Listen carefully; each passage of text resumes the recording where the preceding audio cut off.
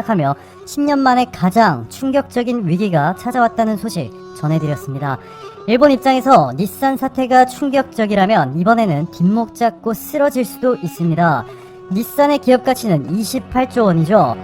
하지만 이번에 위기가 찾아온 기업은 기업 가치 80조 원이 넘는 일본의 4대 대기업 소니입니다.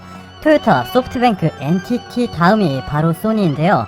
소니가 흔들린다면 일본 경제가 정말 심각한 수준으로 타격을 받을 수 있습니다. 지금부터 소니가 얼마나 위험한 상황에 처해 있는지 팩트들만 기반으로 해서 여러분들께 쉽고 정확하게 알려드릴게요. 지난해 4분기 일본 스마트폰 시장 점유율을 보시면 애플이 56%, 샤프 10%, 소니 9%, 삼성 7%, 교세라 6%인데요. 애플이 일본 스마트폰 시장을 장악하고 있는 가운데 아직까지 스마트폰을 만들고 있는 줄도 몰랐던 샤프, 소니, 교세라가 2위, 3위, 5위입니다. 이런 브랜드들이 일본 내에서 삼성보다 압도적으로 많이 팔렸던 것은 일본 국민들은 이미 오래전부터 한국 브랜드를 불매운동 해왔던 것이라 해석할 수밖에 없습니다. 샤프는 이미 오래전부터 망해서 애플의 아이폰을 만들어주는 대만의 폭스콘이 속한 흥하이 그룹에 팔려갔죠. 닛산이 프랑스의 르노에 팔려갔듯이 샤프도 비슷한 개념입니다. 주식과 경영권은 다른 국가에 팔려갔지만 본사는 일본에 남아있고 상당수의 경영진들도 일본인인 일본 기업인 것이죠. 일본인들이 자국 기업들을 얼마나 사랑하는지 삼성과의 엄청난 기술 격차도 커버해줄 만큼 정말 대단하죠. 그런데 일본의 자국 기업 사랑도 한계가 있나 봅니다. 여기 점유율을 다시 보시면 상위 5개 브랜드 중 삼성 홀로 10%가 넘는 성장을 보여주었고 소니의 실적 하락폭이 가장 크죠. 마이너스 17.2%. 여기 소니의 글로벌 실적 보여드릴게요. 2017년 소니가 전 세계에 판매한 스마트폰은 1350만 대. 생각보다 정말 많죠. 모바일 사업부의 매출액은 8조 원인데 비용을 제외한 영업이익은 마이너스 3천억 원. 즉 1년에 2천만 대는 넘겨야 돈을 벌 수 있을 정도로 소니가 스마트폰 개발에 투자를 엄청 한 겁니다. 그런데 지난해 스마트폰 판매가 늘어나기는커녕 2017년 대비 절반도 안 되는 650만 대 판매에 그쳤습니다. 최악의 결과죠. 물론 적자는 3배 이상 확대되어 마이너스 1조 원을 넘어섰습니다. 이렇게 소니의 글로벌 스마트폰 사업이 박살이 나자 최근 충격적인 소식이 전해졌습니다. 소니가 인도에서 삼성과 중국 스마트폰들의 막강한 기술력과 가격 경쟁력에 처참하게 무너졌는데요.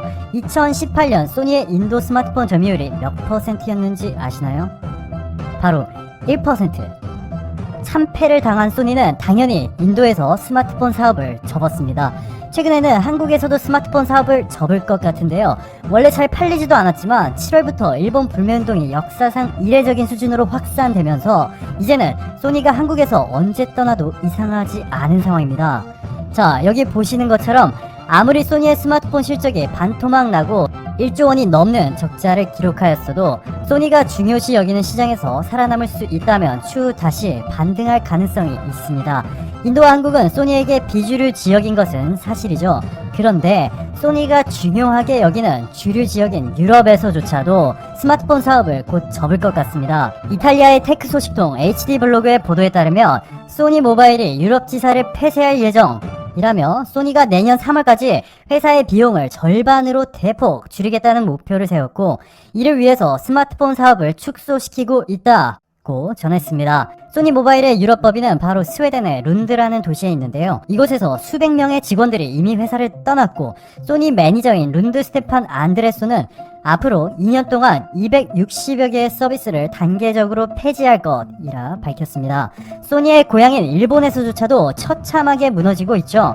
한국 제품 불매운동이 일상화가 되어버린 일본인들조차도 올해 삼성의 갤럭시 S10을 보고 더 이상 기술 격차가 심각한 일본 스마트폰을 선택할 수가 없었던 것 같습니다. 지난해 4분기 6%대의 점유율로 4위에 그쳤던 삼성이 샤프와 소니를 누르고 6년 만에 10%가 넘는 점유율을 기록하였습니다. 지난해 말 8.6%의 점유율을 기록하였던 소니는 이번에 7%까지 추락하였네요. 이 속도대로라면 향후 2-3년 안에 소니가 스마트폰 사업을 완전히 포기한다고 하더라도 전혀 이상하지 않은 상황입니다. 오히려 빨리 정리해야만 살아남을 수 있을지도 모릅니다. 소니의 다른 사업들은 어떨까요? 이미지 센서, 보시면 올해 소니의 이미지 센서 점유율은 51%에 육박합니다. 삼성은 18%, SK하이닉스 3%로 소니가 압도적이죠. 소니의 이미지 센서가 이렇게까지 성장할 수 있었던 가장 중요한 이유 중 하나가 바로 중국 덕분이죠.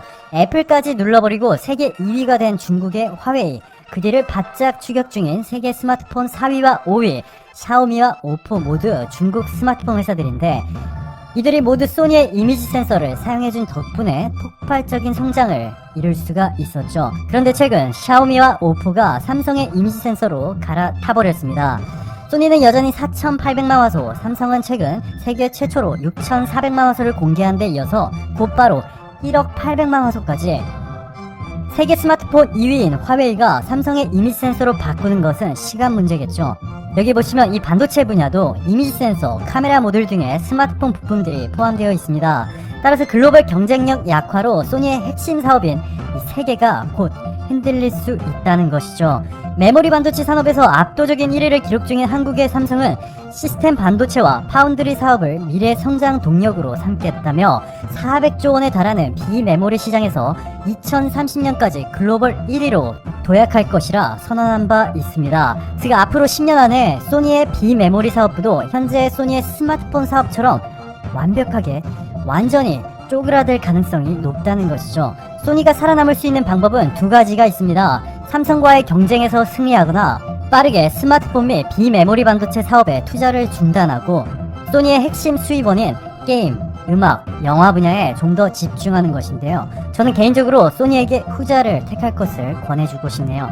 소니와 삼성의 경쟁은 누가 봐도 결과가 이미 정해져 있습니다.